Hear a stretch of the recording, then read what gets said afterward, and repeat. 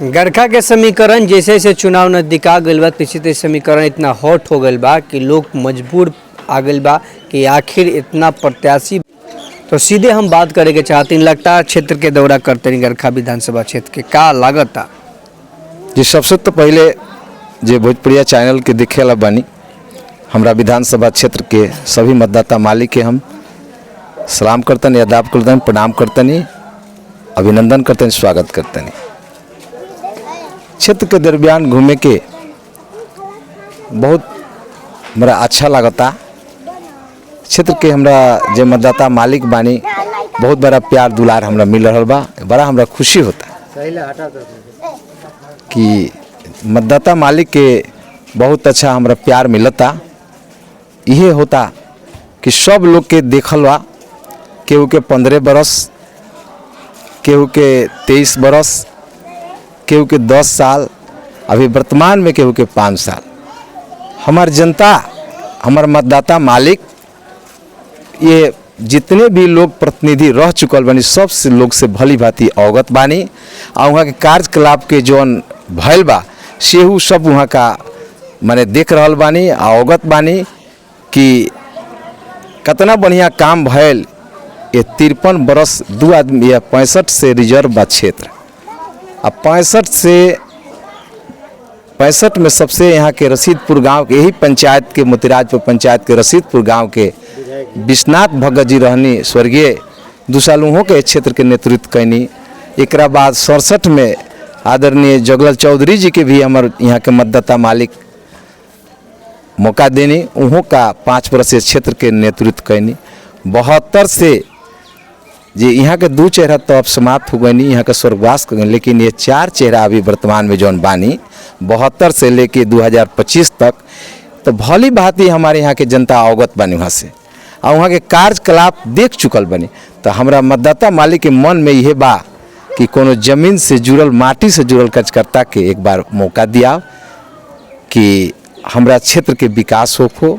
जौन भी ये क्षेत्र के विकास अवरुद्ध भइल बा, चाहे आज तक जे जीत के गए जनता के हमरा इहे मिलता, कहे हमरा सुने के मिलता जनता के बात कि जे भी जीत के जाला कभी फिर दोबारा ना आवेला, आ ना समाचार हमनी के पूछेला कहाँ कौन काम बा। माई बहन बहू बेटी भाई बंधु, क्षेत्र के विकास, गली नली सड़क, चाहे शिक्षा की व्यवस्था, चाहे चिकित्सा की व्यवस्था, जो भी कोई विकास संबंधित जुड़ल बा। यादव गरखा पहुँचले हैं, मन से कहले कि सुरेंद्र हम अपन विकास कैली तो कोनो बड़ी बात नहीं खे। अब कि तेजस्वी यादव के सीएम बनाए के ओकरा खातिर लोग वोट करी, गरखा के जनता घबराए के बात नहीं के। पर का कहे, देखिए तेजस्वी यादव जी मुख्यमंत्री के पुत्र रह चुकल बानी, पुत्र हई। वहाँ के बाबूजी माई मुख्यमंत्री रहल बानी, वहाँ का बिहार के एगो मुख्यमंत्री के बेटा बानी, आ बेटा बानी तो वहाँ के अपना जुबान से कुछो कह सकता नहीं। लेकिन आज बहुत बड़ा एगो सुरेंद्र राम जी के केहू राजनीति में जानत ना रहे, लेकिन तेजस्वी प्रसाद यादव जी, आदरणीय लालू प्रसाद यादव जी, आदरणीय श्रीमती राबड़ी देवी जी वहाँ के एगो टिकट दे के पहचान बनवा देनी ये गरखा में। लेकिन गरखा विधानसभा में के वहाँ के जानत ना रहे, लेकिन गरखा के मतदाता मालिक वहाँ के बड़े पैमाने पर, बड़े जैसे कि उम्मीद के साथ वहाँ के मौका देनी। आदरणीय तेजस्वी यादव जी, आदरणीय लालू प्रसाद यादव, श्रीमती राबड़ी देवी जी वहाँ के मंत्रिमंडल में रखनी विधायक बनला के बाद। बहुत बड़ा एगो मंत्री पद मिलल वहाँ के, जरा कहल जाता रहे श्रम संसाधन मंत्रालय। तो श्रम संसाधन मंत्रालय मिलल तो वहाँ का एक बार भी सदन में श्रमिक के बारे में सवाल ना कनी कि हाँ हम जब समाज से बिलोंग करीला वही समाज के लोग 80% मजदूर बा। तो कम से कम आज वहाँ के मंत्री रहते हुए एक बार भी 2 तरह के हमरा लगे मजदूर बारे, एक संगठित मजदूर बानी आ एक असंगठित बारे। तो असंगठित मजदूर वो बानी जो फैक्ट्री में कमाता नहीं, कोनो सरकारी जॉब में कमाते नहीं, चाहे कोनो लिमिटेड कंपनी में कमाता नहीं वहाँ के तगो यूनियन बा। अगर कोनो प्रकार के दिक्कत हुई तो वो यूनियन के माध्यम से वो आदमी के बात उठावल जा सकता। जे दूसरका श्रमिक जे बानी जे हैंड टू माउथ जे प्रतिदिन कमातानी खातानी वहाँ के कोनो संगठन नहीं खे। तो वहाँ का केहू का आज रौरा खेत में बियन हुआ खेत में परसों हुआ के खेत में कमातानी तो कमाते कमाते वहाँ के एज एक्सपायर हो जाता। लेकिन वो चीज खातिर वहाँ के बिहार विधानसभा अगर कहे के चाहत रहे कि जितना लोग मजदूर बा जेकर संगठन लेके ओकरा खातिर एगो मजदूर जैसे के संगठन बनावल जाए। चाहे ओकरा खातिर सरकार से हम मांग करतनी अपना माननीय मुख्यमंत्री जी से उप मुख्यमंत्री जी से चाहे सदन से कि हमार लोग जौन बा काफी श्रमिक बा। इस 60 बरस तक जब यहाँ के एज खत्म हुई तो एगो पेंशन लागू कल जाओ जब के पेंशन लागू 60 बरस के बाद वो आदमी के आधार हो जाई। बाद में जो उम्र जेकर ओवर हो जाला कमाए लायक नहीं रहेला। अच्छा, गरखा विधानसभा क्षेत्र रिजर्व रहल बा, लेकिन एगो अहम सवाल बा, गरखा क्षेत्र में मुस्लिम भाई लोग भी बा, लेकिन आज तक ले मुस्लिम भाई लोग खातिर जे भी चुनाव लड़ल जे भी जीतल आज तक ले कोनो बड़ा पहल ना कल गई ना ये लोग खातिर कि कोनो बड़ा विकास होके क्षेत्र में। ए पर का कहें, रौड़ा जीतेम तक का ये लोग के विकास करें? देखी सबसे पहले का हमार कहा नाम बा कि जब हमरा के हमार मतदाता मालिक गरखा विधानसभा क्षेत्र के जनता देतनी जितावतनी तो हम एक एक घर जैसे आज घूम के वोट मांगतनी वही में घूमब आ हम हर समाज के जहाँ विकास बीन वही विकास कराएब चौमुखी विकास कराएब आ हर समाज के हम लेके ढोए के काम करेब चाहे हमार हिंदू भाई हो की चाहे हमार मुसलमान भाई हो की ताकि देश आजाद करे खातिर जब देश गुलाम रहे तो हमार मुसलमान भाई लड़ाई लड़नी हिंदू भाई भी लड़ाई लड़नी वो घड़िया नारा दल के सिख ईसाई अच्छा ना मुस्लिम सिख ईसाई हिंदू मुस्लिम सिख ईसाई आपस में है सब लोग भाई भाई। तो हम लड़ाई के मैदान में जब सब भाई मिलकर इस देश को आजाद किए तो हम सजीदारी अब हिस्सेदारी नहीं देंगे, हम विकास नहीं कराएंगे। तो मेरा माने ऐसा कि वादा है मेरा संकल्प है कि मेरे जैसे लोगों को मौका मिलता है तो हम हर समाज के लोगों को चाहे हमारे हिंदू भाई हैं चाहे मुसलमान भाई सब किसी की विकास हम कराएंगे सब लोगों को साथ लेकर चलने काम करेंगे। हम सवाल बा जैसे ही लोग चुनाव आयल बा त नेता लोग ई बतवा कहेला कि हम हर जाति खातिर काम करें हर वर्ग खातिर हम काम करें। सुरेंद्र राम भी कहल रहलन कि मुस्लिम भाई खातिर हम काम करें, लेकिन मुस्लिम भाई के कई लोग के केस में फंसावल गए आ ओकरा खातिर लोग कई लोग केस में बा आज भी जेल बा, लेकिन उन लोग के हकनामा ना मिलल उन लोग के बात लोग ना करला। चुनाव आवेला तो लोग बस राजद आ भाजपा और जेडीयू तमाम दल के लोग कह के आ लोग वोट ले लेवेला आ जाति के बरकाती वोट ले लेवेला, लेकिन आज तक लोग के न्याय ना मिला। देखिए ये 53 वर्ष हो गए सुनते सुनते कहते कहते जनता के वैसे तो पहले ही कह चुका नहीं 65 से रिजर्व बा दो आदमी दो चेहरा के बात है, लेकिन जे अभी 53 वर्ष से 4 चेहरा दिखाई देता सब लोग ये कहले बा। लेकिन हमार कहना बा कि 53 वर्ष 5 बरस बनाम 5 बरस 53 बरस बनाम 5 साल हम अपना जनता खातिर ये कहते कि हमरा दल के मन देखी हमरा दिल के देखी आ 53 वर्ष में का भइल ओकरा के मत रुआ देखी ई 5 साल खातिर हमरा के मौका दी 53 बरस के हम इतिहास के पलट के दिखाए कि एगो प्रतिनिधि के का दायित्व बनेला एगो प्रतिनिधि के एकरा कहल जाला चाहे कैसे जनता के सेवा कइल जाला कैसे केकर हक हिस्सा देहल जाई आ कैसे दियावल जाई ई हम करे। 5 साल पहले सुरेंद्र राम भी कहले रहले कि हम पैदल चलतानी, आज देखी फॉर्च्यूनर पे चलता रे, कहले कि हमारा लगे टुटली मकान बा, देखी 10 तल्ला उनकर 10 जगह मकान बा, तो रौरो आज पैदल चलतानी 5 साल के बाद फॉर्च्यूनर लेके आए मैं कहम का कि हमरा के जितैले बानी लोग फॉर्च्यूनर हो गए अगला बार अब हेलीकॉप्टर खातिर व्यवस्था करी। तो ये लोग जनता के तो लोग प्रतिनिधि लोग कहता 5 साल दे दी आ 5 साल अपन विकास करता क्षेत्र के विकास नहीं के हो।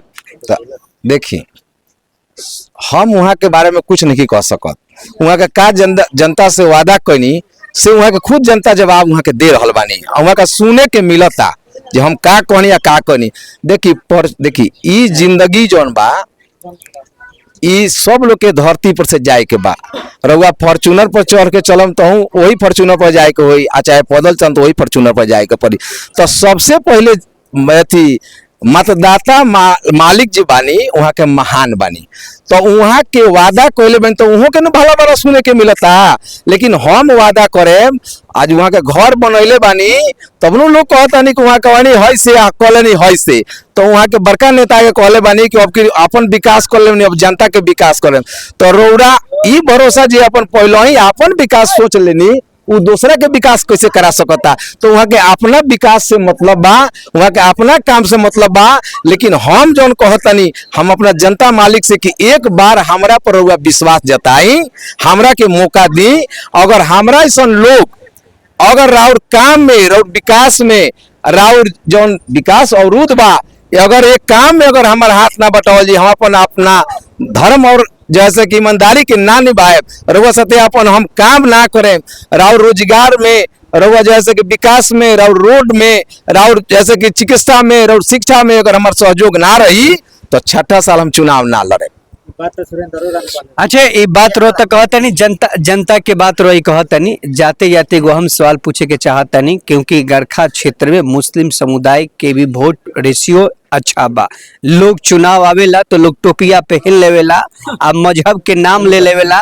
लोग चुनाव आवेला तो कहेला कि हम तोहरे भाई बानी, हम तोहरे बंधु बानी। अगर ओरा जीतत तानी तो का मुस्लिम समाज खातिर पहला कर्तव्य का होई कि जौन ओरा बेहतर काम करे। देखिए, पहले भी मान के चली मुस्लिम समाज बाने चाहे हमारे हिंदू समाज के लोग बानी, देखिए सबके माने पहले सबसे पहले सबकर समान बा, सबकर मान समान बा। देखिए मुसलमान भाई के जो भी काम अवरुद्ध होई, जौन के वहाँ के जरूरतमंद काम हुई जो ना भले, ओकरा के हम तो पूरा करे काम करे, ताकि हमार सोच बा, एक ही सोच बा हमार बा कि कैसे गरखा क्षेत्र के जौन काम अवरुद्ध बा, जौन बाकी बा, जौन विकास अधूरा बा, ओकरा कैसे पूरा, चाहे वहाँ के हिंदू भाई हो कि चाहे मुसलमान भाई हो कि। हमारा एक सोची बा, ये से कि हमरा सबके उसे प्रेम बा, ये से कि नेता के कर्तव्य है कि हर समाज के लोग लेके चले के बा। नेता के पहले ना कोनो जात होला, ना धर्म होला, ना केहू ना दुश्मन होला, ना केहू दोस्त होला, सबके लेके चले के बा।